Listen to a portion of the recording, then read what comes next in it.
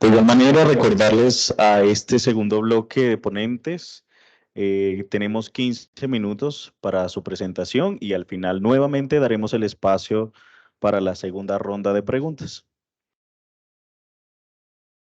La siguiente ponencia lleva como título El sentido de la libertad humana, aproximaciones desde Baruch Spinoza y Friedrich Nietzsche, dirigida por Alicia Benavides Valencia, perteneciente a la delegación de Colombia.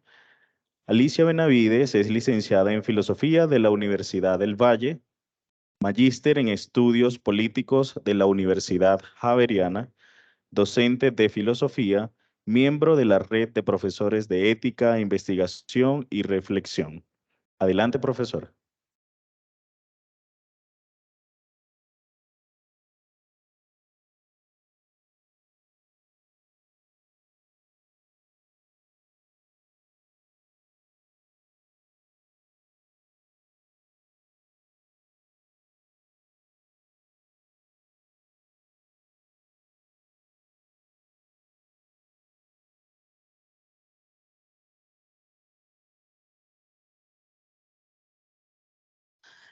Muy buenas tardes. Yo solamente quiero compartirles una experiencia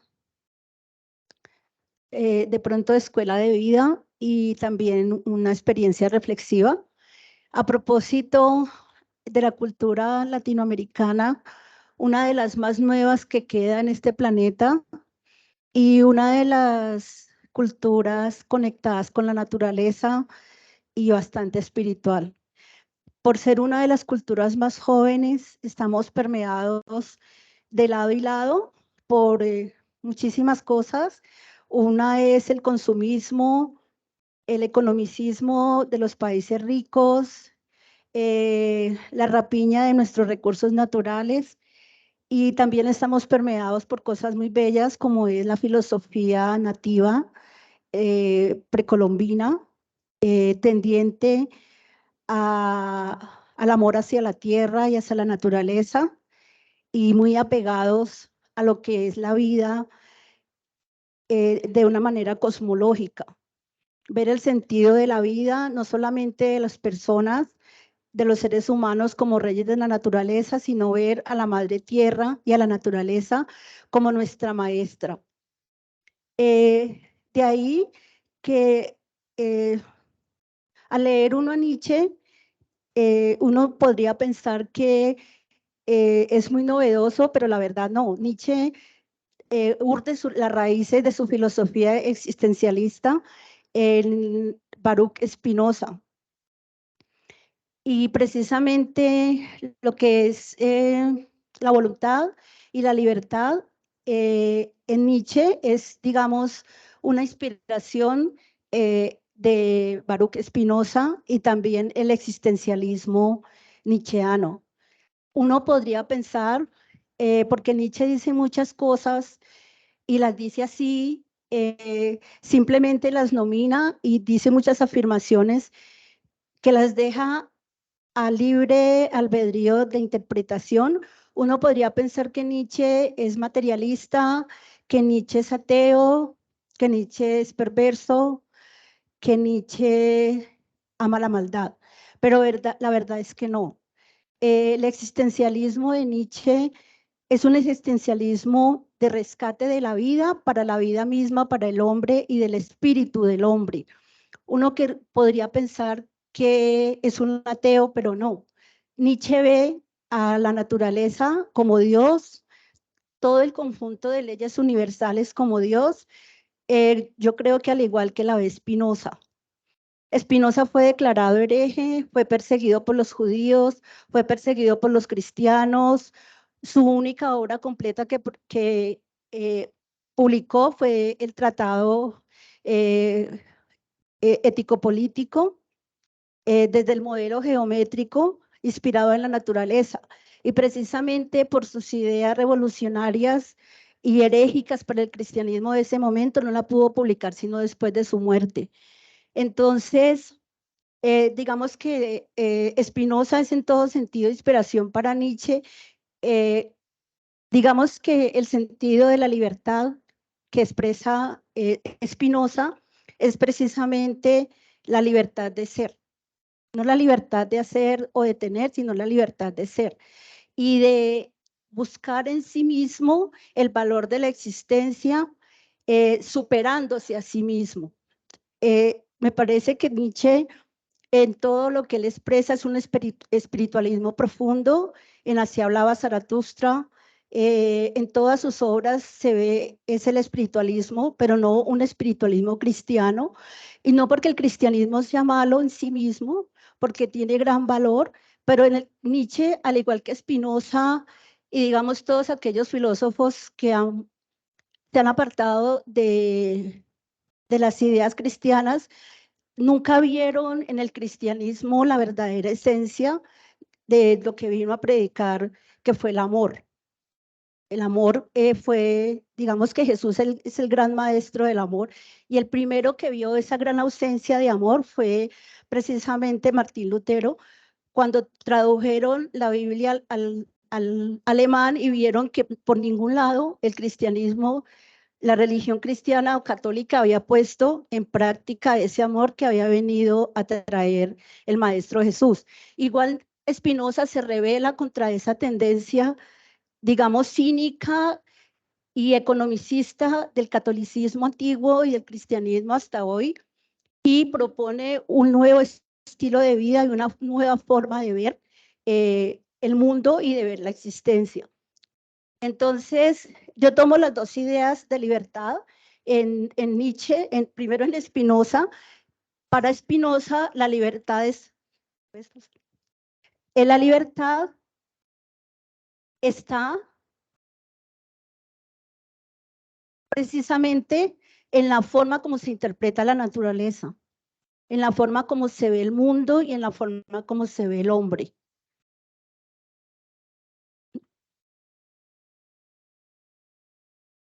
Esa es la última.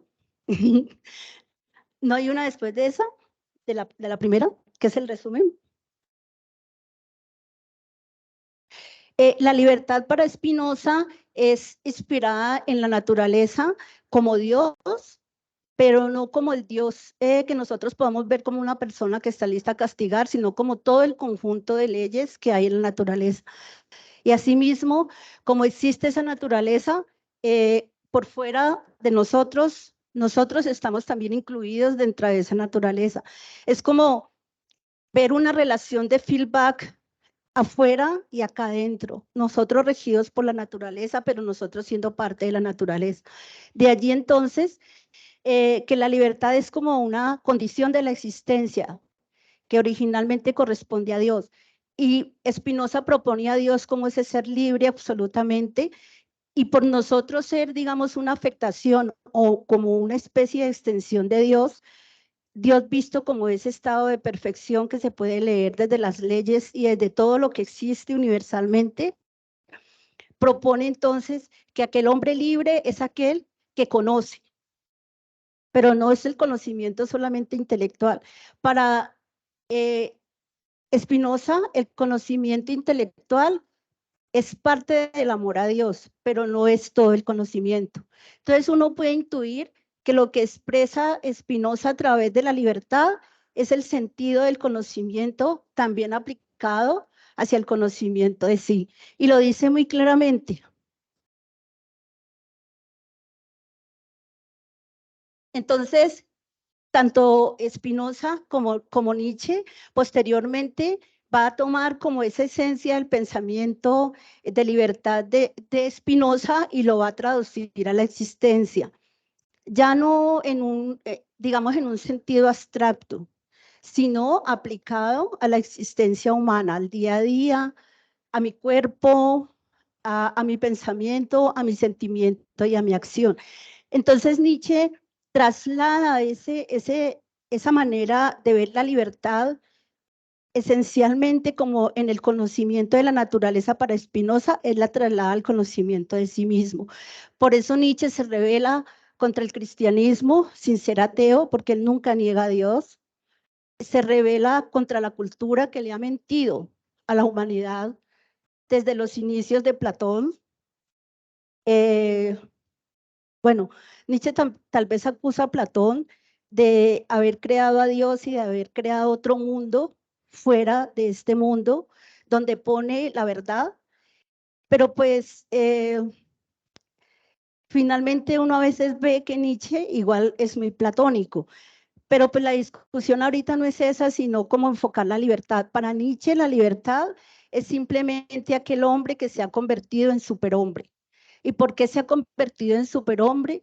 Porque no solamente conoce, tiene un conocimiento intelectual o material, sino porque se conoce a sí mismo y trasciende al superhombre, al hombre, convirtiéndose en superhombre.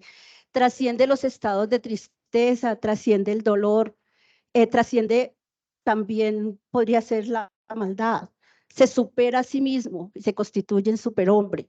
Infortunadamente, nosotros podemos encontrar a Superman en la cultura norteamericana como un muñequito y un superhéroe que ha generado muchísimo dinero. Y eso ha hecho que uno se ría y que se niegue a sí mismo a constituirse en algo más que un simple hombre o un simple ser humano, esclavo del dolor, esclavo del día a día, esclavo de la economía. Entonces es como otra mirada hacia la libertad. Nosotros, por ejemplo, podemos creer que ser libres es solamente salir, podría ser tener muchas parejas, hacer la vida en la tierra, una vida de placer, leer mucho. Podríamos considerarnos libres, pero ese no es el verdadero sentido de libertad que propone Spinoza ni que propone Nietzsche. Es ser libre sería conocerse a sí mismo. Ser libre sería realizarse en la existencia.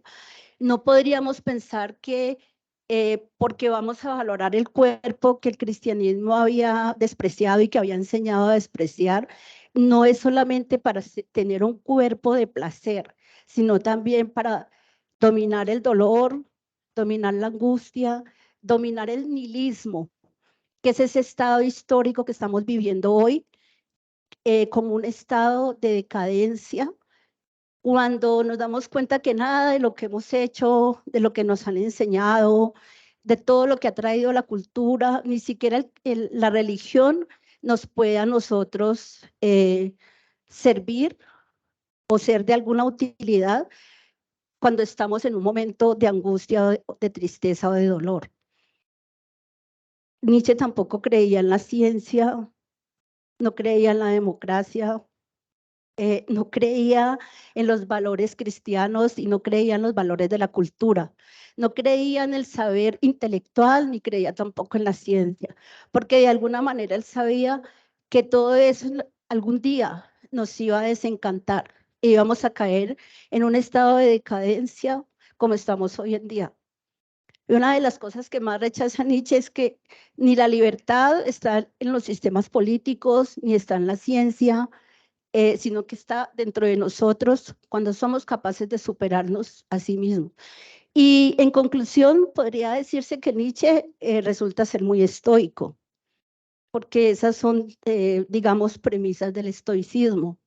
¿Y qué es el estoicismo? Pues no es sufrir sin piedad o no es despreciar la vida, sino apreciar todo lo que nos pasa, superarlo para fortalecernos, pero no quedarnos allí, seguir superándonos hasta lograr convertirnos en algo más que una simple persona que existe. Ir más allá, es un ideal mucho más alto. Y en ese sentido, dice Spinoza, no solamente amar la naturaleza, porque me pareció bonito, no es actuar de acuerdo a las leyes de la naturaleza, que es precisamente lo que nosotros no hacemos. Cuando uno lee, por ejemplo, a Spinoza, uno dice, estamos como perdidos, la verdad, un poquito perdidos, porque nosotros creemos que las leyes de la naturaleza están por fuera de nosotros y no respetamos la naturaleza. Y cuando nosotros no estamos respetando la naturaleza que está por fuera, nosotros nos olvidamos de que somos parte de esa misma naturaleza y que somos cobijados o arropados por las mismas leyes de la naturaleza que hoy estamos destruyendo por fuera y por dentro. Entonces, no somos libres. Ni la ciencia, ni los sistemas políticos, ni la economía, ni tener dinero, ese auge de nosotros conseguir. Hoy precisamente se hablaba, y yo creo que esa es una tendencia que yo he visto latinoamericana, en que ¿a dónde vamos a ir a dar si seguimos consumiendo, si solamente queremos tener dinero cuando aspiramos al conocimiento, tener certificaciones para ganar más dinero, para consumir más cosas? Y eso no nos hace felices. Esa no es libertad, igual quedamos atrapados. Entonces, la libertad es realmente realizar nuestra existencia desde el conocimiento de sí mismo.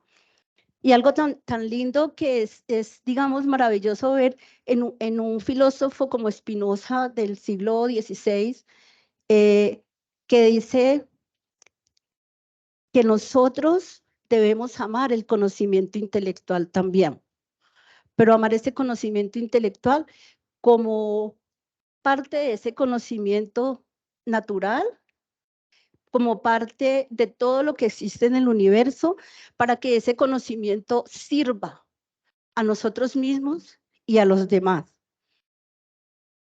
Y que ese conocimiento, básicamente, el conocimiento intelectual, el que tenemos acá, pero también el conocimiento de sí mismo. Entonces es como generar en el intelecto y desarrollar el sentimiento, porque la mente sola nos arrastra, y dice Spinoza muy claramente que nosotros no vemos los apetitos cuando actuamos con odio, cuando actuamos con rabia, cuando actuamos con venganza, sino que estamos cegados. Entonces la verdadera libertad es esa, es poder vernos a nosotros mismos y superar aquellas mezquindades humanas que nos están destruyendo. Pero uno dice, hoy por ejemplo, cuando la doctora Hilda ponía sus datos estadísticos, uno dice, pero por Dios, ¿y nosotros qué podemos hacer? Si nosotros estamos bajo la tutela de la globalidad, y la globalidad es económica, es simplemente generar ingresos para enriquecernos. ¿Qué podemos hacer nosotros como simples ciudadanos? Como integrantes del tercer mundo, pobres. Y yo digo, y yo pregunto cuando los países ricos, los 20 países ricos, los 7 países más ricos, están calificando los países pobres, ¿para qué lo hacen? ¿Por qué nos meten en esas estadísticas? ¿Por qué es tan difícil que nosotros entremos a los rankings de los más ricos, de los países más ricos? Cuando a nosotros nos ofrecieron hacer ciencia, uno dice, no, pero es que yo nunca voy a rankear. Y viendo todas las estadísticas de los rankings, porque parece que eso es como un stop, uno ve que solamente Colombia, por lo menos en el 2015, aparecía en el ranking 70 con un estudio científico estadístico en ese ranking mundial. Y Estados Unidos, Inglaterra y los 7 países más ricos están en los primeros puestos. Y uno dice, ¿qué clase de conocimiento? ¿Y por qué ellos cierran las puertas a los países pobres y a los países latinoamericanos? ¿Por qué? Porque se ha vuelto simplemente como el conocimiento como un productor de riqueza. Y nos limitan. Usted como es pobre, entonces usted está condenado a muchas cosas y está muy relacionado con lo que decía, a sufrir. Debe sufrir. Y tiene que dejarnos entrar a nosotros a generar economía a sus países. Y hoy decía la doctora Hilda, por ejemplo, entonces llevemos experimentos para que las mujeres guatemaltecas, por ejemplo, experimentemos con ellas y con animales, porque como son pobres, y entonces el pobre tiene que permitir, porque pues, entonces nosotros lo que tenemos que hacer es crear nuestro propio conocimiento, y yo creo que nosotros lo estamos haciendo. Estos espacios ya son un interés de mirar hacia otro lado. No tenemos por qué ser como los americanos, ni vivir como los ingleses, esclavos del consumo, y no podemos entrar a los rankings, pero no importa, hagamos nuestros propios rankings. Deleitémonos con nuestra propia cultura, trabajemos sobre sí mismos y se nos van abriendo espacios y campos. No anhelemos ni ambicionemos lo que ellos tienen, ni consumir como consumen los países ricos, que son los que están acabando con este planeta y van a acabar con la vida humana. Los invito mucho a que ustedes miren la Agenda 2030. La Agenda 2030 tiene 2 o 3 puntos que son perversos y abren con el cuidado del medio ambiente. Y eso viene, lo aceptó la ONU y viene desde la UNESCO, que son organizaciones que están sirviendo a los países más ricos de este planeta. Entonces, yo los invito, lean a Spinoza, leamos a Nietzsche, no para revelarnos con nuestra propia realidad, sino para profundizar en ella. Porque la verdad es que es un maestro y uno puede realmente cambiar nuestras realidades desde cambiar nuestra existencia y nuestra forma de pensar. Yo creo que, pues, más básicamente, era comparar los dos conceptos y concluir que tanto Spinoza como Nietzsche tienen la misma confluencia en el sentido de libertad humana, que es conocerse a sí mismo a través del amor, a través de la voluntad. Nietzsche habla sobre la voluntad de poder, y la voluntad está en cada uno de nosotros. ¿Qué tenemos que hacer? Solamente encender esa chispa del poder que cada uno de nosotros tenemos. Muchísimas gracias.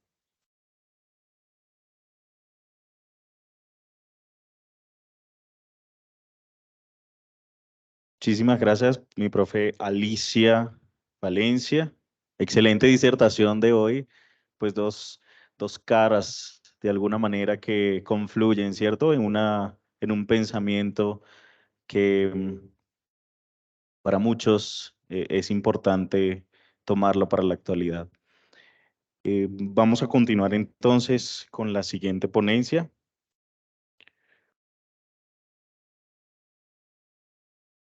Tiene como título Serenidad como forma contemporánea de la moderación, indicaciones en torno a la necesidad de una virtud para la época técnica. Bajo los ponentes Jorge Luis Quintana Montes y Alex Lucero Valest García. Jorge Luis Quintana Montes es docente tiempo completo de la Corporación Universitaria Rafael Núñez, filósofo por la Universidad de Cartagena, Colombia, magíster en filosofía por la Benemérita Universidad Autónoma de Puebla, México, y doctor en filosofía contemporánea de la misma casa de estudios.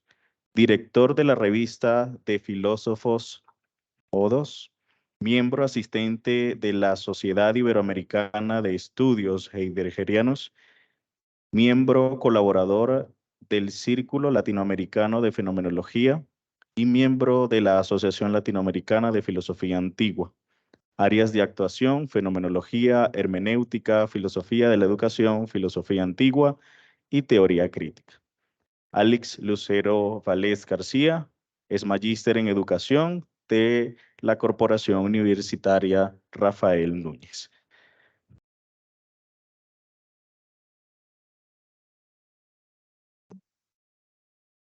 Ok, buenas tardes.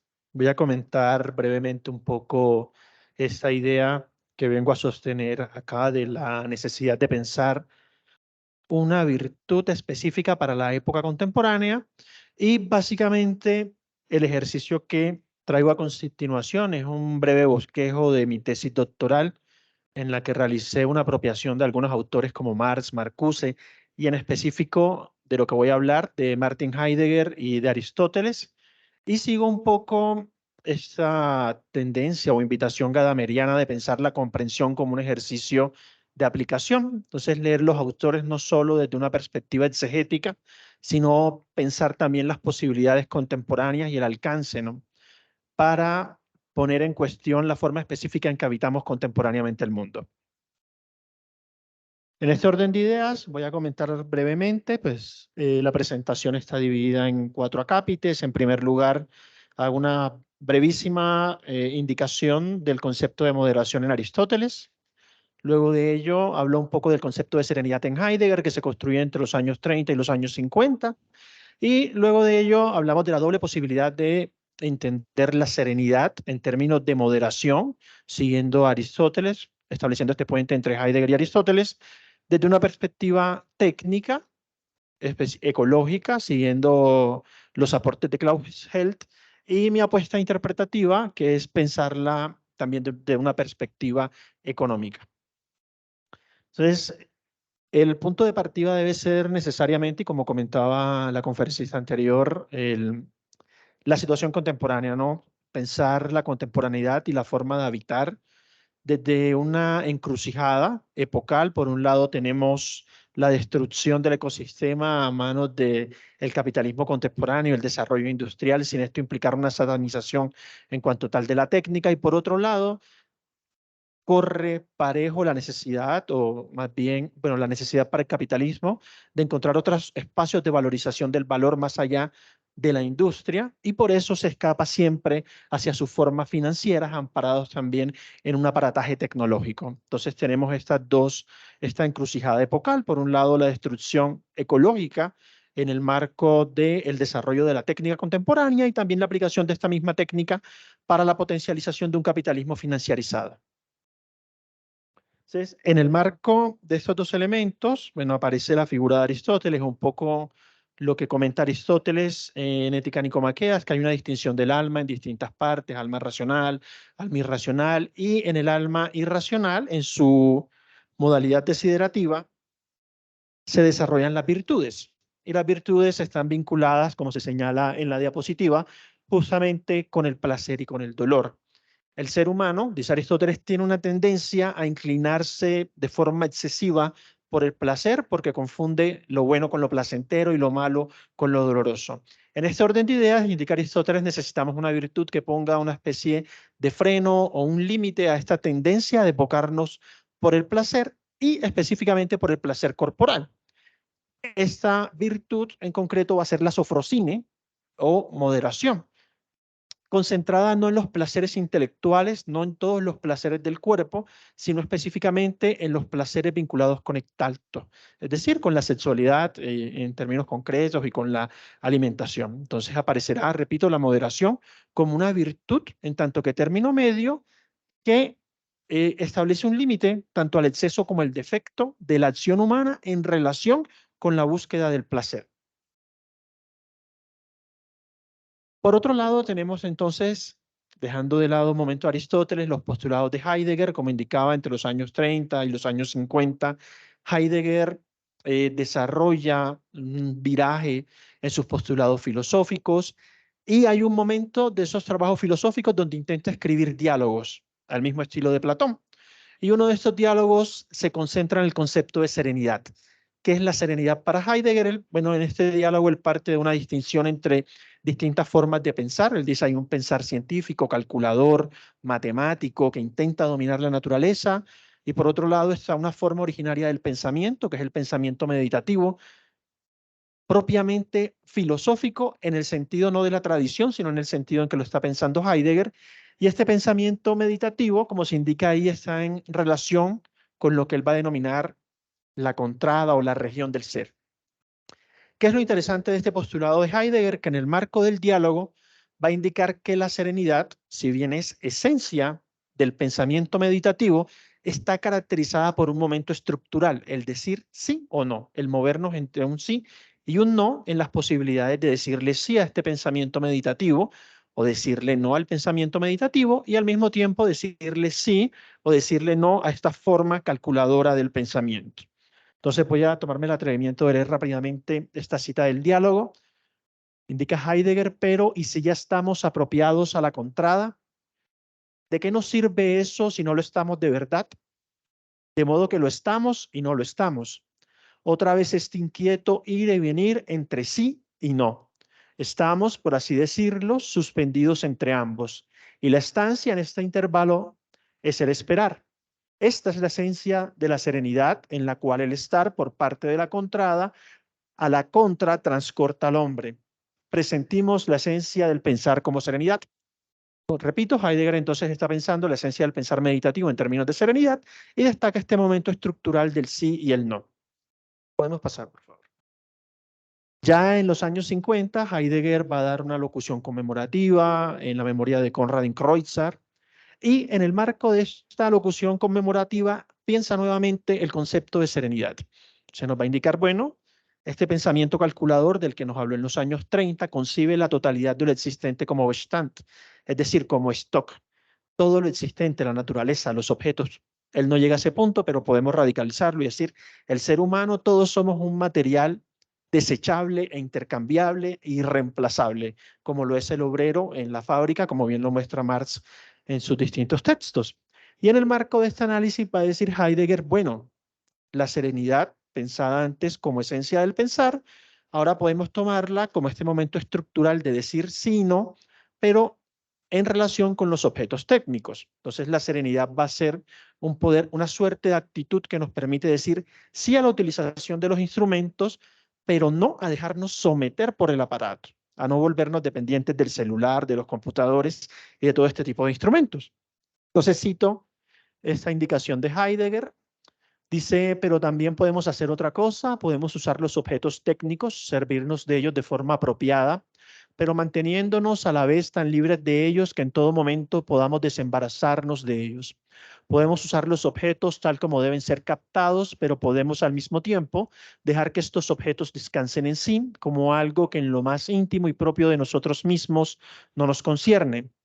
Podemos decir sí al inevitable uso de los objetos técnicos y podemos decirles a la vez no en la medida en que rehusamos que nos requieran de modo tan exclusivo, que dobleguen, confundan y finalmente devasten nuestra esencia. Quisiera denominar esta actitud que dice simultáneamente sí y no al mundo técnico con la antigua palabra la serenidad, Gelassenheit, para con las cosas. Entonces, a partir de estos dos momentos específicos, los postulados aristotélicos y los postulados heideggerianos, encontramos en el fenomenólogo Klaus Heldt una apuesta interpretativa. Heldt va a señalar que la moderación de Heidegger puede ser interpretada, perdón, la serenidad de Heidegger como una forma contemporánea de esa moderación de la que nos habló Aristóteles.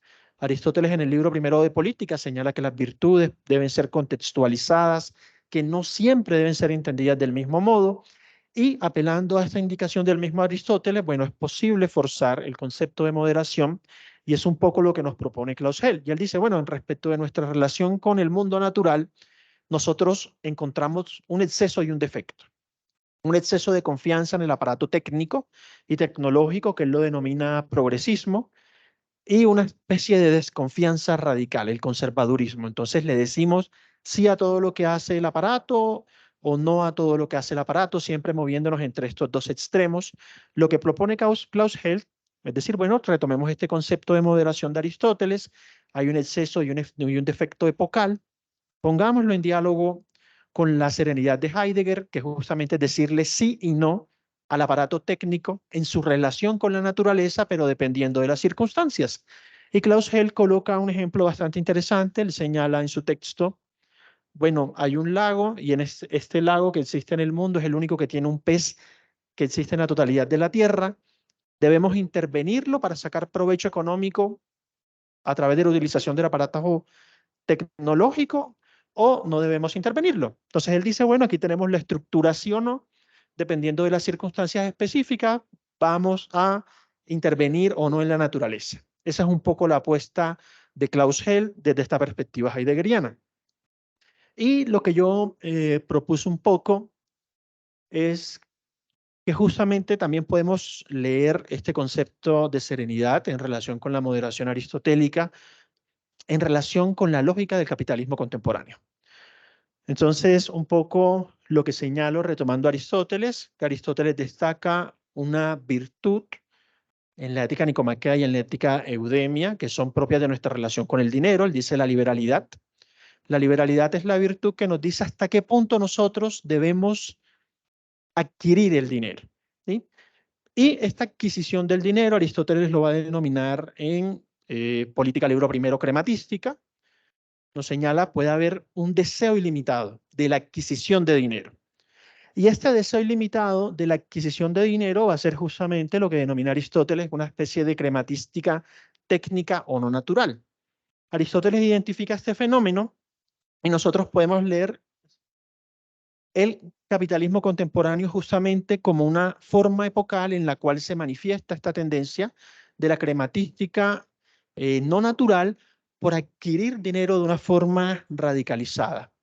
En ese orden de ideas, si nosotros tomamos el concepto de la liberalidad, el euceriotes, de la que nos habla Aristóteles, podríamos decir, bueno, no solo hay que preocuparse por limitar la adquisición de dinero, hay que preocuparse por el deseo irrefrenado que tenemos por reproducir el dinero.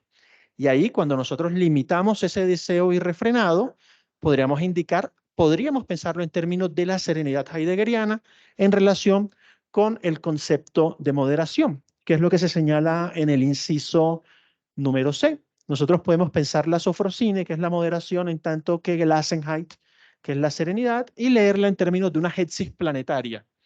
Lo indicaba la conferencista anterior, el capitalismo contemporáneo tiene una forma global y planetaria, la técnica tiene un carácter planetario, necesariamente la respuesta del ser humano tiene que ser planetaria, si no pueden ser focos aislados de crítica, sino que tiene que haber una movilización total.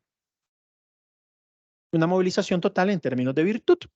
Entonces, si pensamos la serenidad en términos de esta virtud, a partir de estos momentos estructurales del sí y el no, yo propuse algunos elementos a los que les podemos decir sí y algunos momentos a los que les podemos decir no de este habitar técnico contemporáneo. Y coloco en primer lugar decirle no a la ficcionalización del capital, esta tendencia del capital de reproducirse de manera especulativa que termina en las burbujas financieras, y también decirle no al otro extremo, que podría ser justamente la negación de todas las formas de mercado, una satanización de estos conceptos, decirle no a la obsolescencia programada de los aparatos, que simplemente sirve para que compremos y compremos y compremos nuevos, para que compremos nuevos, los nuevos iPhone, etcétera, etcétera. Hay que decirle no a la obsolescencia administrada del hombre, que se supone que la edad productiva en algunos países como China solo llega hasta los 35 años. Bueno, también tenemos que ponernos eso en cuestión. Si al hombre se le puede pensar en términos de la obsolescencia en función de un interés económico, decirle no al dinero como un fin en sí mismo, decirle no a esos asedios comerciales y políticos que se realizan a través del machine learning, y decirle sí a la comprensión del dinero como un medio de circulación. No podemos negar su funcionalidad, pero sin volver un fin en sí mismo. Hay que decirle sí a un uso limitado y funcional de los aparatos e instrumentos técnicos, y necesariamente a través de ellos también decirle sí a unas formas no capitalistas, no comerciales del uso del machine learning. Entonces, básicamente esa es un poco la apuesta interpretativa que traje para ustedes a partir de un diálogo de Heidegger con Aristóteles. Muchísimas gracias.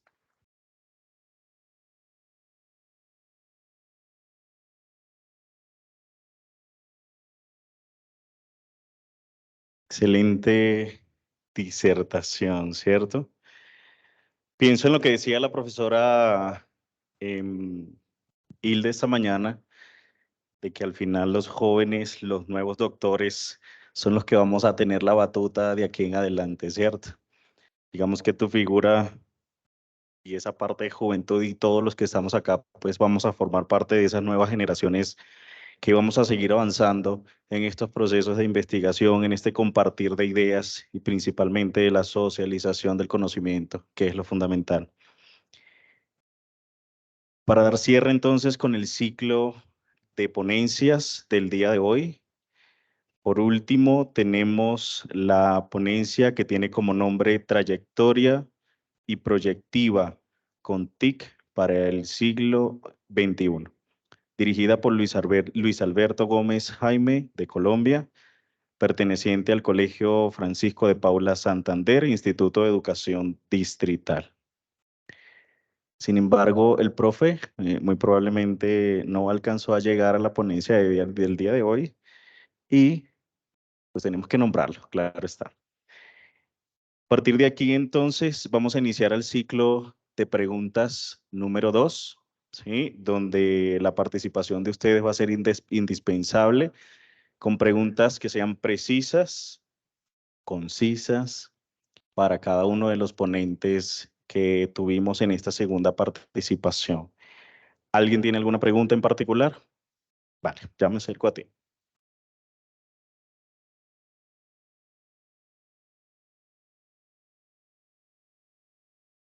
Buenas tardes. Mi pregunta tiene que ver o está dirigida a la profesora Alicia. Es con respecto, usted hacía mención a actuar conforme a la naturaleza, lo que desde el punto de vista de la filosofía del derecho o desde el derecho mismo se conoce como iusnaturalismo. Lo que pasa es que ha existido, o más bien este obrar conforme a la naturaleza ha permitido muchas veces una interpretación que vulnera los principios de libertades, de autonomía, de libre desarrollo de la personalidad consignados en nuestra Constitución Política, artículos 1, artículo 13, artículo 16, artículo 18. En tanto yo como ser humano tengo ese libre desarrollo de la personalidad y me puedo autopercibir a mí. Ejemplo de ello podemos tener el artículo 42 de la Constitución Política con respecto al tema de la familia, porque desde el punto de vista de la ley natural, del iusnaturalismo, de esas normas conforme a la naturaleza, pues la familia tendría que ser hombre y mujer. Pero entonces, ¿qué pasa con esta? ¿Qué pasa entonces cuando yo no quiero conformar una familia con una mujer, sino con otro hombre? Entonces, ¿tendría que verme discriminado porque esto va en contra de la naturaleza? ¿O qué perspectiva se plantea desde el punto de vista de Nietzsche y desde el punto de vista de Spinoza? Mi profe, sí, puedes estar aquí adelante para dar la respuesta. Asumimos que es un sí. Desde el punto de vista de Nietzsche, bueno, habría que analizar allí varias cosas. Primero, cuando filósofos como Spinoza, por ejemplo, hablan de actuar conforme a la naturaleza, está siendo muy aristotélico y muy griego, en el sentido de que la naturaleza para los griegos era actuar de acuerdo a la racionalidad humana. Había una discusión una vez donde me decían, no, pero si es que se está negando todo el derecho al homosexualismo o a tener otras alternativas de vida. Y no quiere decir exactamente eso, sino que se actúe de manera racional.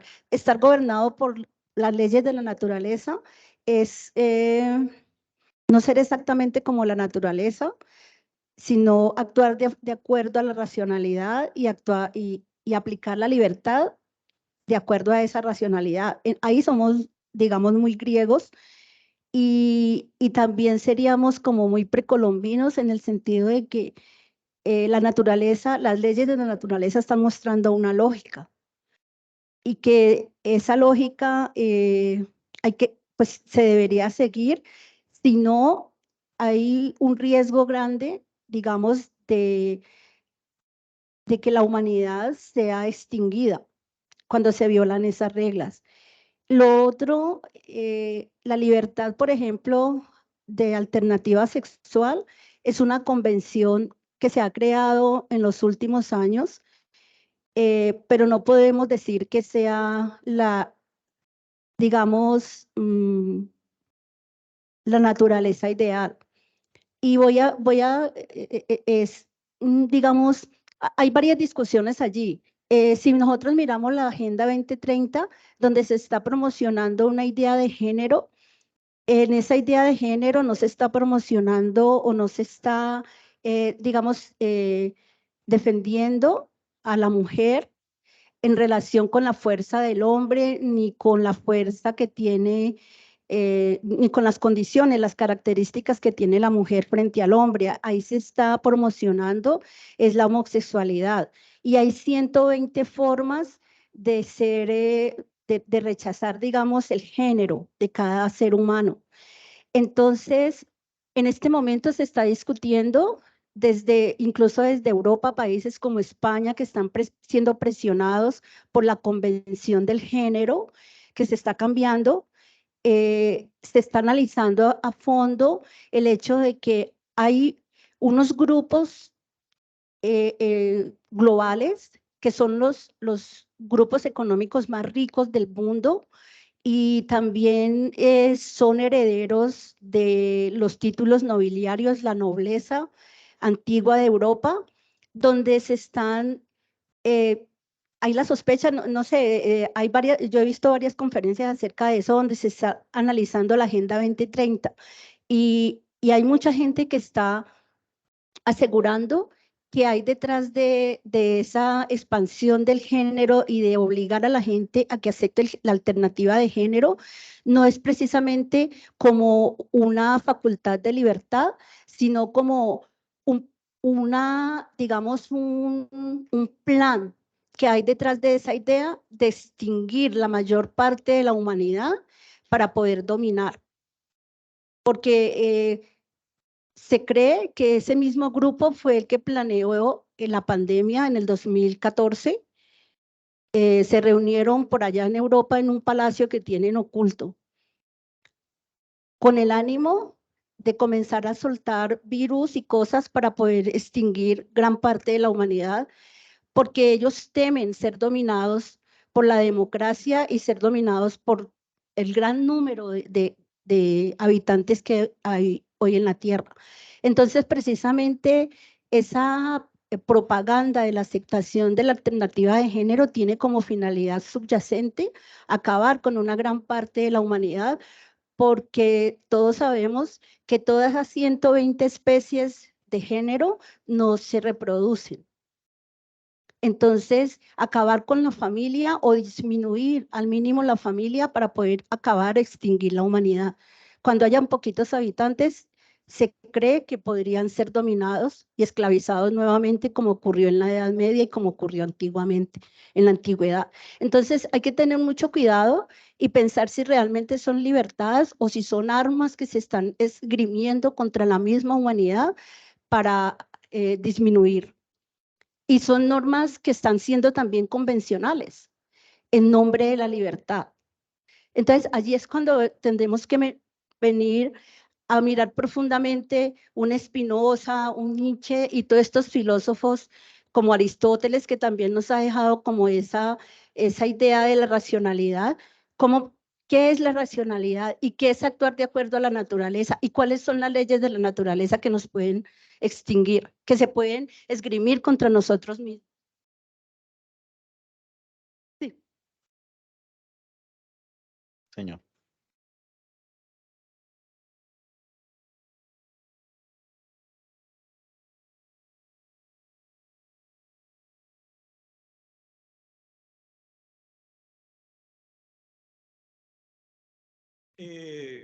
El origen de las cosas en las relaciones sociales, intentar explicar las cosas en torno a las relaciones sociales.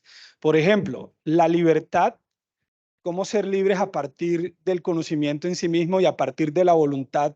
Y yo me pregunto, bueno, ¿y somos libres precisamente, la microeconomía me dice que el consumidor es racional? La teoría clásica y la teoría neoclásica de la economía plantean que el consumidor es racional.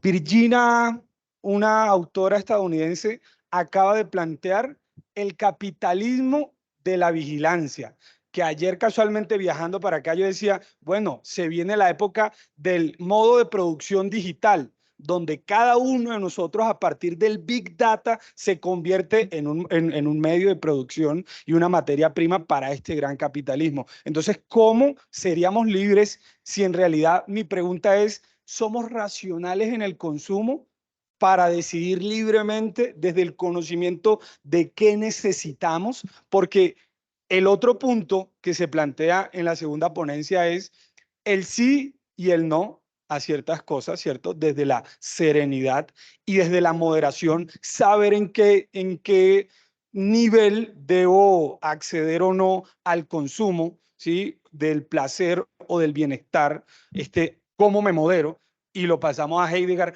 cómo la serenidad me mantiene a decir sí o no a la aplicación, pero vuelvo a lo mismo, ¿sí? En realidad, a partir de un concepto que hoy en día se está moviendo muchísimo, la tecnología de la persuasión, ¿sí? Cómo nosotros tenemos la capacidad de decir sí o no. En realidad sí tenemos la capacidad de decir sí o no, porque creería yo, en mi opinión, en realidad es que no, ¿sí? Yo veo a partir del análisis de la economía, conductas generalizadas. Uno pone una canción de TikTok y de 100 personas, 99 se mueven al mismo movimiento y el consumo cada vez es masivo y el mercado y el capitalismo, diría yo, el capitalismo lo que quiere es acumular.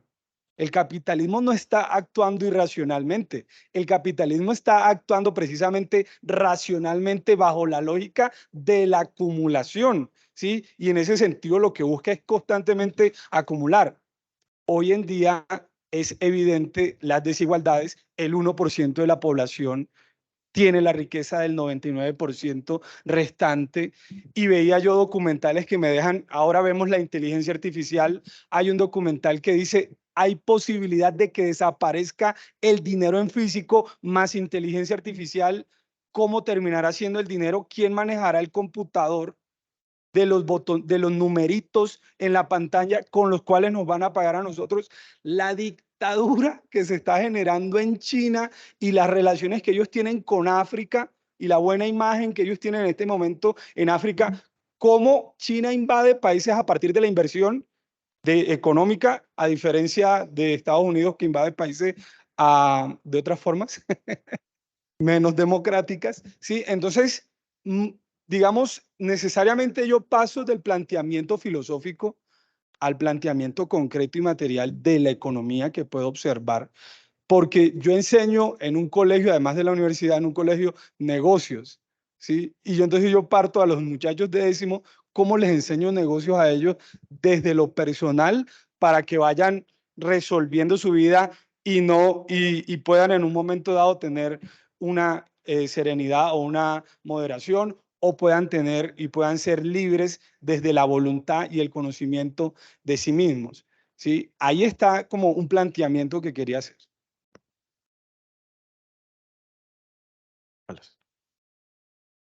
Bueno, muchas gracias por la pregunta. Yo tengo como que algunas observaciones al respecto. Lo primero sería una pregunta retórica. En realidad, el capitalismo, en su ejercicio de reproducción del capital, sí es racional. Lo que mostró Marcuse, por ejemplo, en los años 60 y toda la escuela de Frankfurt, es que el capitalismo, al estar plagado de contradicciones internas, justamente es irracional. Y el ejercicio de la crítica del capitalismo y la instauración de una sociedad postcapitalista, una organización societal postcapitalista, es la que introduciría la verdadera racionalidad en la sociedad. ¿Esto qué implica? Que si nosotros hablamos de un capitalismo racional, ¿en qué sentido estamos entendiendo el concepto de razón? Sí, una racionalidad restringida, por ejemplo, al desarrollo del aparataje tecnológico, que es un poco lo que denuncia Husserl en La crisis, ¿no? ¿Qué es la racionalidad? El desarrollo de la cientificidad. Bueno, ¿dónde está la racionalidad práctica? Es un concepto mucho más amplio y tiene implicaciones éticas, y eso no le interesa al capitalismo. Entonces diríamos, si hay una ceguera respecto de las distintas modalidades de la racionalidad, el capitalismo no es racional de entrada. Justamente, y eso se expresa ¿en qué? En lo que usted decía, que el 1% posee la mayor parte de la riqueza del mundo. Eso es irracional, no es racional. Por otro lado, también la escuela de Frankfurt lo que denunció desde los años 60 es justamente cómo puede haber una manipulación psicológica del individuo para reproducir el modo de producción capitalista. Entonces podríamos decir, no es un descubrimiento en realidad tan contemporáneo. Por eso los frankfurtianos leen a Freud y van al psicoanálisis, para mostrar cómo hay todo un ejercicio de dominio psíquico del sujeto para que reproduzca el sistema. De hecho, hubo algo de lo que no hablé, pero estaba ahí mencionado en las diapositivas, que es justamente la distinción entre las falsas necesidades y las verdaderas necesidades. El capitalismo es capaz de reproducirse a partir de la creación de falsas necesidades. Y cuando esas falsas necesidades no son suficientes para la valorización del valor, entonces huye al ámbito de la ficcionalización del capital. Y ahí es donde se genera otra irracionalidad, porque se genera una riqueza que en realidad no tiene un sustento material. ¿Sí? Entonces ahí vemos otra contradicción inherente del capitalismo que revela esa irracionalidad, a mi juicio. Ahora bien, ¿cómo superar ese problema? Esos problemas. Bueno, eso es un poco lo que se intenta, ¿no? Lo que creo que en eso coincidimos e intentamos como pensar y proponer. Yo un poquito desde Heidegger, pero uno podría pensarlo, por ejemplo, desde Marcuse. Él habla de las nuevas izquierdas, el feminismo, él dice. El feminismo es una potencia revolucionaria única. Las negritudes, los estudiantes. Él habla incluso de la inteligencia. El trabajo del intelectual también es necesario. El problema es que el intelectual, nosotros también estamos absorbidos dentro del sistema, gozamos de unos privilegios y no queremos perderlos. Entonces ahí es donde, a mi juicio, se pone la cosa un poco más complicada.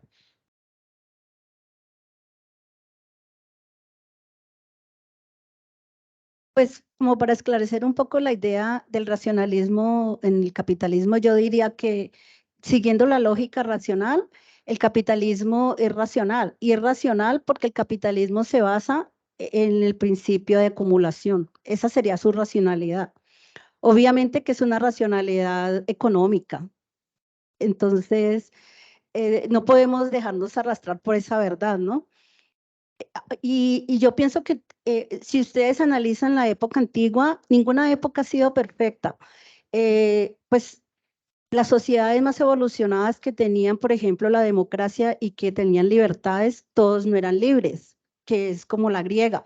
Después vinieron los romanos, introdujeron la noción de ciudadanía y lo jurídico en toda Europa, pero esclavizaron a la gente con el cristianismo y los hicieron cristianos a pura espada. Entonces, nosotros decimos, bendito sea que somos cristianos, pero miremos atrás toda la sangre que ha derramado.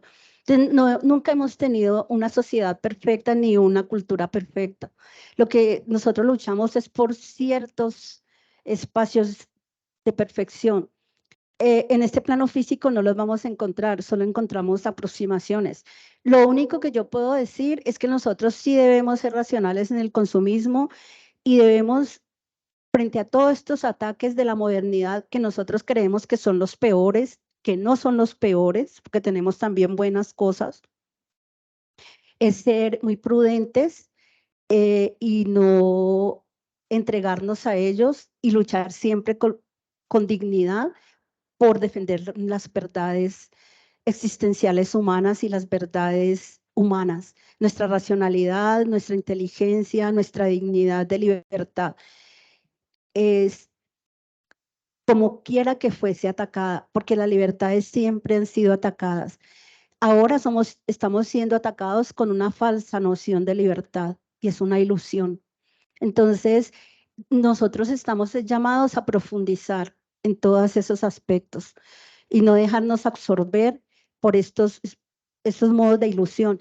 Y yo volvería otra vez a lo que decía Spinoza, muy bellamente lo dice en su ética, dice ético-política, porque el ser humano es un ser político por naturaleza, por eso estamos llamados a participar y a levantar nuestra voz de protesta. Dice, el hombre debe vivir en sociedad, el hombre no debe vivir solo, porque en sociedad es que se puede realizar. Y el hombre debe mostrar alegría, el ser humano debe ser alegre viviendo en sociedad, debe mostrar solidaridad, debe mostrar amor. Y aquí estamos mostrando una forma de amor. No podemos aislarnos ni podemos salirnos del sistema. Estamos condenados a vivir en el sistema, cualquiera que sea y en cualquier época. Miren ustedes la historia, todo el dolor y la sangre que se ha derramado para llegar a ese estado de democracia donde por lo menos los proletarios y los ricos podemos hablar en los mismos términos. Entonces, estamos viviendo una buena época, no es el fin del mundo, pero siempre debemos alzar la voz con dignidad para defender nuestras libertades humanas. Entonces, no todo está perdido, muchachos, y ustedes son el futuro de este mundo, no solamente de Latinoamérica, de este mundo. Y yo creo que Latinoamérica con la juventud tiene no solamente juventud física, sino juventud de pensamiento.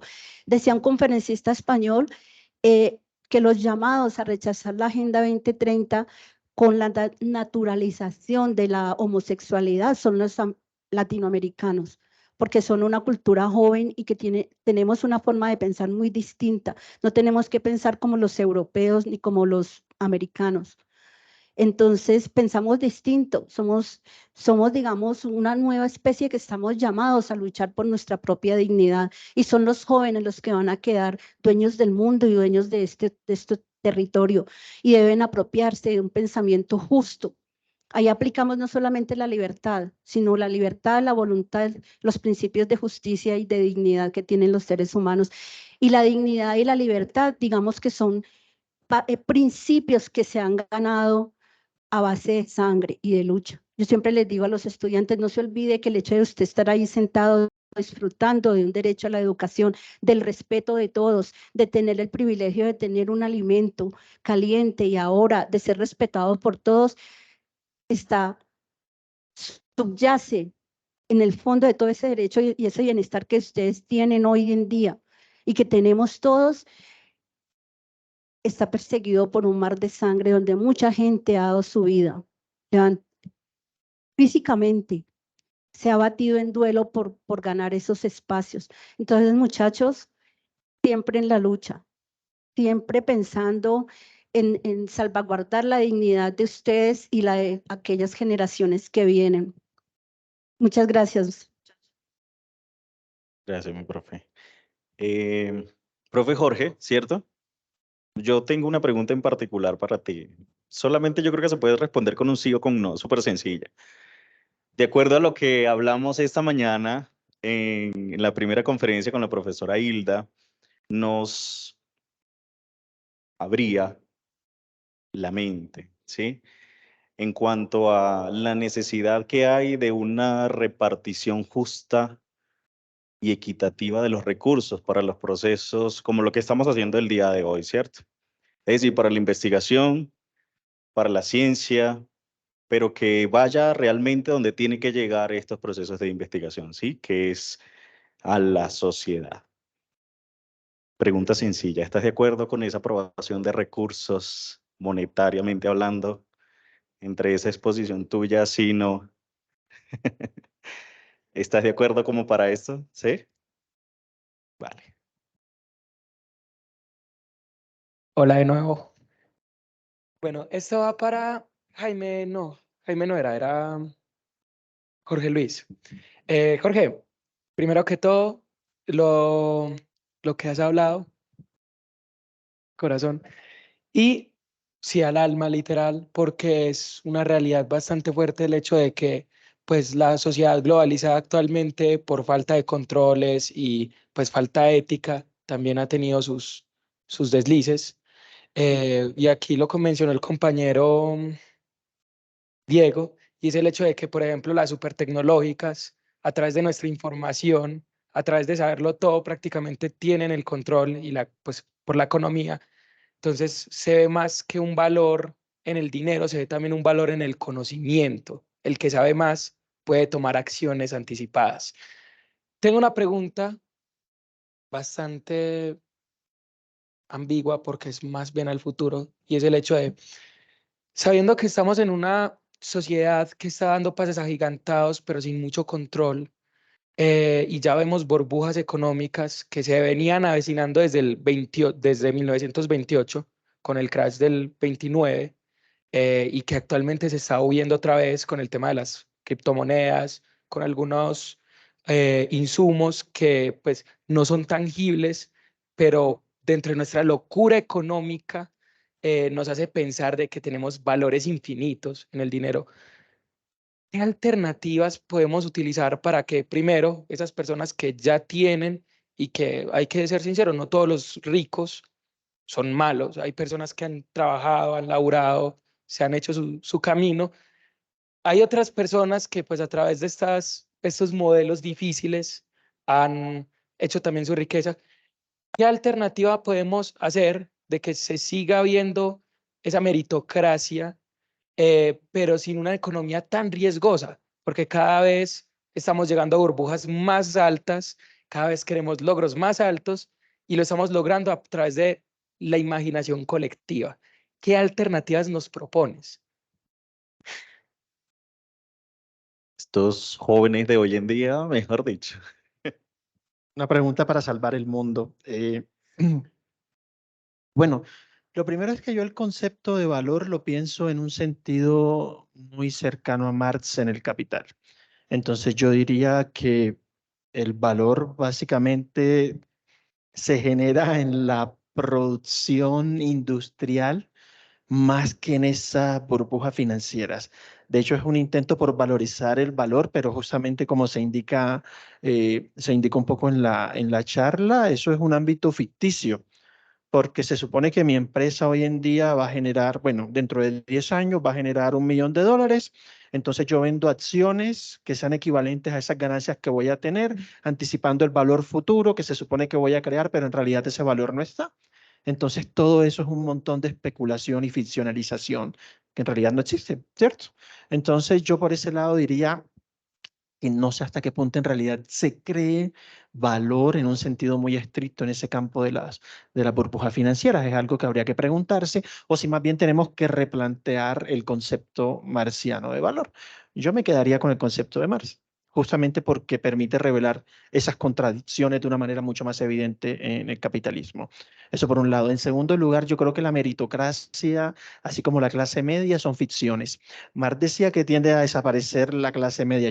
Bueno, yo de pronto, no sé, 150 años después soy más apocalíptico y digo, no, eso de la clase media no existe. Eso es otra ficción, como la movilidad social, como la idea del mérito para hacernos creer que algún día vamos a lograr algo en la vida. Pero en realidad el sistema económico nos engaña y nos engulle y todos somos desechables. Por eso hablaba de esa idea del concepto de stock. En cualquier momento quedamos sin trabajo, en cualquier momento nos dicen, no, usted ya no sirve, saque de aquí. Entonces, no creo que esa idea del mérito, sin decir que haya ricos buenos o malos, o sea, yo no entraría en ese debate ético a decir que hay ricos malos o ricos buenos, pero sí creo que son ficciones. La movilidad social, la meritocracia y la clase media, que cómo lo superamos. Yo también ahí pienso un poco en Marx y creo que lo que no se nos puede olvidar es que la economía, no la economía en este sentido de un capitalismo financiero, sino que la economía pensado, lo indica Thomas Dipper, como el hacer humano. O sea, la economía no es más que un conjunto de relaciones humanas que se nos olvidó, que nacen es del modo en que nosotros nos relacionamos y creemos que ahora la economía gira sola y se manda sola. Entonces, en realidad lo que tenemos que hacer es recordar que esto no es más que una forma en que los hombres se relacionaron epocalmente y que podemos intentar cambiarla, quizá. Perfecto. Lo que pasa es que llegó mi ponente que nos falta el día de hoy. Quisiera darle la oportunidad pues para que escuchemos también la ponencia y al final generar unas 2, 3 preguntitas cortas y precisas para valorar el tiempo.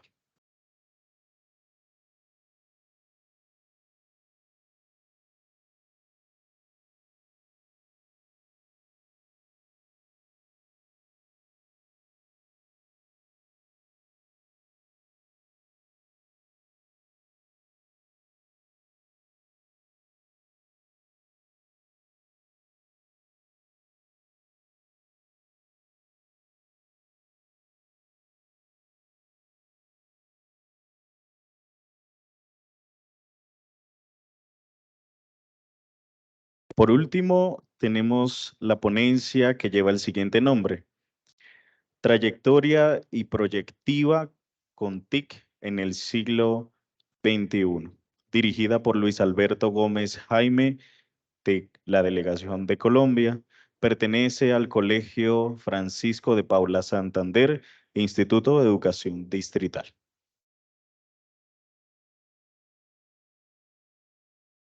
Bueno, muchas gracias. Gracias a ustedes por su tiempo, por su paciencia, por su espera. muy amable, a nuestro moderador también. Entonces, vamos a hablar sobre trayectoria y proyectiva con TIC para el siglo XXI. ¿A qué hace referencia trayectoria y proyectiva? ¿De dónde venimos y hacia dónde vamos? Yo los invito a que en su celular busquen una aplicación que se llama Yana, y esta aplicación nos va a enseñar muchas cosas, sobre todo de la parte emocional. Porque de alguna manera nuestro proyecto toca esos aspectos. Siguiente, por favor. Bueno, tenemos 4 grandes aspectos. Primero, la contextualización, de dónde surge esta idea, de dónde surge este proyecto. La fundamentación teórica, desde un punto de vista epistemológico. La descripción, el proceso metodológico, cómo se ha hecho. Y finalmente, ¿qué nos ha enseñado? ¿Cuáles son las lecciones, las reflexiones? ¿Quiénes han participado? ¿Cuál ha sido el impacto y hacia dónde vamos? Siguiente, por favor. Entonces, esta idea nace por ahí en el 2015, cuando se habla sobre inclusión, sobre capacidades, sobre talentos, y se desarrolla en el Colegio Francisco de Paula Santander, en Bogotá. Tienen una relación muy directa con nuestro proyecto educativo institucional, 5 dimensiones personalizantes hacia una mejor calidad de vida. Se evidenció que en los estudiantes no había un referente pedagógico, tenían la necesidad de preguntarse de dónde vienen, hacia dónde van, hacia dónde quieren llegar, cuáles son sus talentos, sus capacidades. La pregunta no es, ¿usted no sabe quién soy yo? La pregunta es, ¿usted sabe qué quiero ser? La pregunta es, ¿qué tanto me conozco?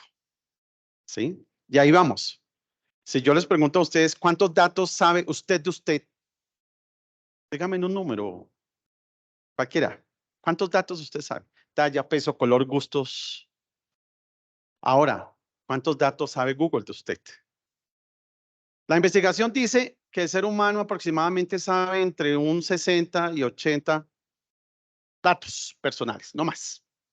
Mientras Google sabe aproximadamente 1.500, esa es la estadística del año pasado, y este año vamos hacia 2.000 datos. Porque van otros datos que son ocultos, que no son visibles para nosotros.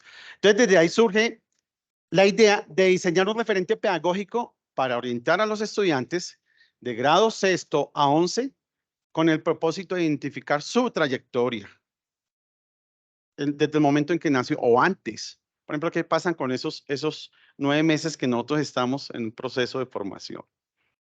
¿Dónde está esa historia? ¿Quién la conoce? Y diseñar su proyectiva, un proyecto de vida con sentido y propósito. ¿Hasta dónde quiere llegar? ¿Ustedes se acuerdan por allá de Windows 95? ¿Sí o no? Cuando aparecía el letrerito que decía, ¿hasta dónde quiere llegar hoy? Ni siquiera corto plazo, mediano plazo, ni largo plazo, sino hoy. Y con TIC, con tecnologías de la información y comunicación para el siglo XXI. Eso es lo que pretendemos.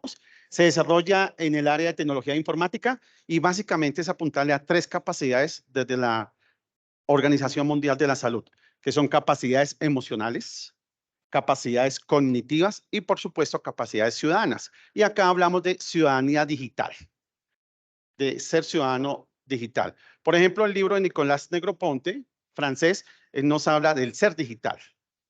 Claro, pero ante todo nosotros somos humanos. Entonces, ¿cómo vamos a equilibrar el ser y el saber? Siguiente, por favor. ¿Desde dónde tomamos esta idea? ¿Qué referentes tenemos? Primero, de hacer el estudio como hábito. Nosotros hablamos de hábitos de estudio, pero no, nuestros chicos necesitan es que el estudio también sea un hábito. Porque realmente, ¿qué es lo que puede transformar una persona? La educación. Eso lo sabemos, en teoría, pero ¿cómo lo hacemos en práctica? Se habla de las hard y las soft skills, o sea, habilidades blandas, habilidades duras, el emprendimiento, pero hablamos de cultura para el trabajo. Entonces, ¿cómo el chico puede ser capaz de visualizar en su proyecto de vida a corto, mediano y largo plazo que no sea empleado, sino que genere su propio trabajo, su propia autogestión de su proyecto de vida? ¿Sí? ¿Cómo nosotros hacemos eso? Descubriendo sus talentos. Como decía Tannenbaum, talento que no se desarrolla, talento que se pierde. Y va otra pregunta para ustedes, estimado auditorio. ¿Qué talentos ustedes tenían y ya no tienen? Porque lo perdieron. Quizás alguien me decía, no, yo era muy bueno para la música, pero alguien me dijo, no, dejémoslo de lado. Enfóquese por la ingeniería, porque eso puede dar mucho dinero, o sea. Y hablamos de capacidades, actitudes y sobre todo aptitudes, teniendo en cuenta pues las capacidades de Martha Nussbaum, ¿no? Que es una teoría que en este momento está vigente. Entonces ustedes pueden identificar 5, 7, algunos hablan de 12, otros hablan de 15, otros hablan de 20, en fin. Y hablamos, pero sobre todo, habilidades para la vida. Entonces viene la pregunta acá, ¿cómo un estudiante que es muy bueno en el colegio académicamente sale a la vida y no tiene éxito? Y cómo un estudiante que quizás académicamente no tiene tantas fortalezas y sale a la vida y tiene éxito. Y viene la frustración. Entonces la pregunta es, ¿hay emociones? Sí. ¿Buenas, malas? No. Solamente hay emociones que son estados del ser en algún momento, en alguna circunstancia, en algún tiempo, bajo alguna presión. Y entonces uno empieza a comparar habilidades para la vida. ¿Y por qué entonces en el colegio, en la escuela, se debe hablar es matemáticas para la vida, ciencias para la vida, tecnología para la vida? Porque es que el chico sale y constantemente se está enfrentando a problemas, pero es fundamental que él tenga conceptos para que pueda solucionar algún reto. Si va a la tienda y no sabe sumar, no sabe sacar el IVA, bueno, facturar, pues igual. Entonces, ¿de qué sirve todo lo que se aprende en la escuela si realmente no se aplica en la vida? Y hablamos de talentos, competencias para el siglo XXI. Sobre todo se toman las de la UNESCO, ¿sí? La parte emocional, trabajar en equipo, manejar la información, manejar los datos. Y ahora con la inteligencia artificial, ¿qué vamos a hacer? Pues no, hay mitos que ya se tienen frente a la inteligencia artificial. La inteligencia artificial no investiga, el que investiga es el ser humano. La inteligencia artificial lo que hace es procesar datos de un repositorio para generar una nueva teoría que genera conocimiento del ser humano. Entonces viene la dualidad máquina versus ser humano, la dualidad inteligencia natural versus inteligencia artificial, y viene la dualidad maestro versus inteligencia artificial. Entonces, nosotros, ¿cómo aplicamos esto en el campo de la tecnología y la informática para ellos? ¿Para qué? Para llegar a una inteligencia emocional. De eso hemos hablado. Y la pandemia develó muchas cosas. No la falta de conectividad. No, la pandemia develó brechas como la convivencia, la armonía, el manejo de la tristeza, el manejo de la felicidad, el manejo de la soledad, el alimento, el vestido, la convivencia. ¿Ya? Entonces, nosotros estamos llamados a crear puentes para disminuir esas brechas. Y en lo último aparece proyecto de vida con sentido y propósito. Que el chico en su trayectoria, ¿sí? Pueda decir, oiga, yo soy bueno para esto, me conozco, autoconocimiento, y puedo llegar a hacer esto. Y uno le pregunta a los chicos de 11, y sí, tienen buenas ideas. Y uno habla con los egresados y le cuentan cosas exitosas, algunos, la gran mayoría. Siguiente, por favor. ¿Qué se ha hecho? Esto es una experiencia de innovación porque de alguna manera se ha cambiado un poco en la práctica educativa y es ver cómo los docentes, ya hablamos de matemáticas para la vida, de ciencias para la vida. ¿Por qué? Porque el colegio se trabaja calidad de vida, desde más NIF como la satisfacción de las necesidades propias y básicas del ser humano. No como los lujos ni la comunidad, del confort, no. Y viene la implementación y surgen cuestionamientos y preguntas de indagación desde el punto de vista crítico reflexivo. Lo que yo les preguntaba al comienzo, ¿qué puedo ser? ¿Para qué soy bueno? ¿Quién soy yo? A veces esa pregunta ni nosotros la sabemos. ¿Quién es usted? No, yo soy Luis Alberto. No, ¿quién es usted? ¿Usted cómo se escribe? Yo me describo como una persona con valores y principios humanos, altamente sensible frente a los hechos y realidades. Ahora, ¿usted cómo se define? ¿Cómo me siento? Entonces uno empieza la clase con eso y créame que de una vez, como yo les dije, consulten la aplicación Yana y uno con los chicos empieza, bueno, chicos, si él no me dice cómo se siente, consulten a Yana y Yana le explica cómo se siente hoy. Está triste, está divertido y créame que de una vez ahí no es entrar directamente a trabajar con el conocimiento, sino preguntarle cómo se siente, porque nosotros somos seres que somos sensibles, que sentimos. ¿Y hacia dónde va mi proyecto? ¿Hacia hasta dónde quiero llegar, no? Algunas actividades que se hacen en la clase, los famosos test de actitudes, ustedes han aplicado algunos con ayuda del Departamento de Orientación, el diseño de mapa de sueños. ¿Ustedes han hecho alguna vez un mapa de sueños? Bien interesante esta teoría de hasta dónde quiero llegar yo con mi mapa de sueños y colocarlo uno en el tablero, en la sala, aparte del cuadro que está allí de grandes personajes. No, mi mapa de sueños. ¿Usted qué se ha pensado? ¿Ya? Un proyecto de vida con sentido. Trabajamos mucho en plataformas educativas como SNIES, por ejemplo, que ellos aprendan a consultar una carrera. Colombia Aprende, puntajenacional.com, donde ellos se preparan para las pruebas estandarizadas. Buscando carrera, hay muchos test allí en esta página de Colombia Aprende que ustedes pueden utilizar. Vamos a las ferias universitarias. Todo esto con el fin de que ellos vayan descubriendo esas capacidades y esos talentos que tienen. Finalmente, pues, en ese proyecto de vida con sentido, ellos lo plasman en algo que nosotros llamamos la escanografía. Es un instrumento muy valioso junto con el mapa de sueños y junto con el árbol de proyecto de vida, aparece una escanografía para llegar a un nivel de autoconocimiento. Porque ahí viene la otra pregunta, ¿usted qué tanto se conoce? ¿No? Y pues para mirar lo que yo les decía hace un poco, proyectarse hacia una cultura para el trabajo. Siguiente, por favor. ¿Cuál ha sido el proceso metodológico? Pues una metodología con enfoque cualitativo, descriptiva, recolectar datos para poder uno analizarlos, hacer la triangulación de la información frente a las teorías, frente a lo que dice la práctica y frente a lo que nosotros hemos evidenciado. Partimos del diagnóstico contextual, conocernos un poco, caracterización e identificación. Los referentes conceptuales que les mencioné, la definición de categorías, las preguntas de indagación, hasta dónde quiero llegar. ¿Qué quiero hacer con mi vida? Los instrumentos, la observación, caracterización, test y modelos. Y finalmente, pues, hacer un referente. En este momento estamos trabajando en una cátedra para trabajar la parte socioemocional. ¿Cómo la podemos incorporar en el currículo? Para que los demás docentes, el equipo de orientación nos ayuden. Y los padres de familia, que es lo más interesante. Siguiente, por favor. ¿Qué nos ha enseñado en estos 7 años, 8 años que llevamos con la implementación de este proyecto, de un proceso de investigación, de sistematización? La importancia de tener un referente pedagógico para poder abordar a los chicos y a las chicas, a los jóvenes y a los niños. Diseñar un proyecto de vida con sentido y propósito. Es interesante cuando los de 11 terminan, se les da el proyecto de vida que ellos hicieron en sexto, en noveno y en 11, y lo empiezan a comparar de eso que han hecho hasta donde han llegado.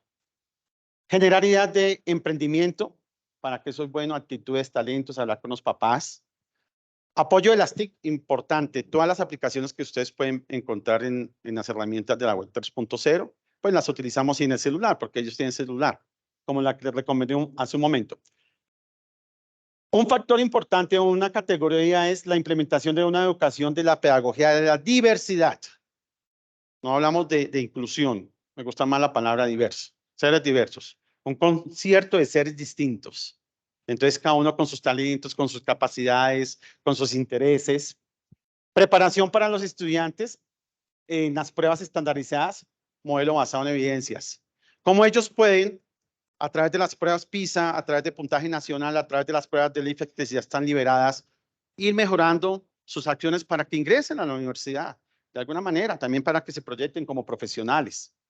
Diseño de un ambiente de aprendizaje colaborativo de estudiantes y familias. Muy interesante cuando llega el padre de familia y le dice, oye, profe, si yo hubiese tenido esa oportunidad no sería lo que hoy soy. Porque pues ahí también viene la acción de docente. Usted como docente, ¿construye un proyecto de vida a un estudiante o usted daña un proyecto de vida a un estudiante? Inconscientemente. ¿Y ahora qué pasa con la familia? Relación directa con el PI, como les decía, trabajamos la calidad de vida, un modelo antropológico basado en las dimensiones de la persona, dimensión biológica, psicoafectiva, relacional, ética y dimensión intelectual. Socialización de la experiencia en diferentes espacios académicos, pues es un proyecto que hemos dado a conocer en algunos escenarios, tanto a nivel local como nacional como internacional. Necesitamos también fortalecer las competencias emocionales, cognitivas y ciudadanas, sobre todo aplicadas para la vida. identificar los intereses, actitudes y aptitudes de los chicos versus talentos. Actores y participación de los diferentes agentes de la comunidad educativa, como los padres y algunos profesores digan, venga, ¿usted qué es lo que hacen ahí? Diseñando un mapa de sueños, que un árbol de proyecto de vida, con ¿eso para qué sirve o qué? Y ahí poco a poco los vamos incluyendo, ¿no? En este momento se está trabajando un curso para espacio maestro en la Secretaría de Educación.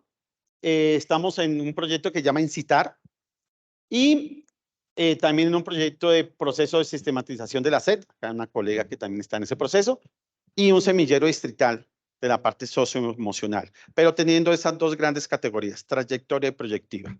Proyecto de vida con TIC para el siglo XXI. Les agradezco mucho su tiempo, su escucha y, por supuesto, su atención. Muchas gracias.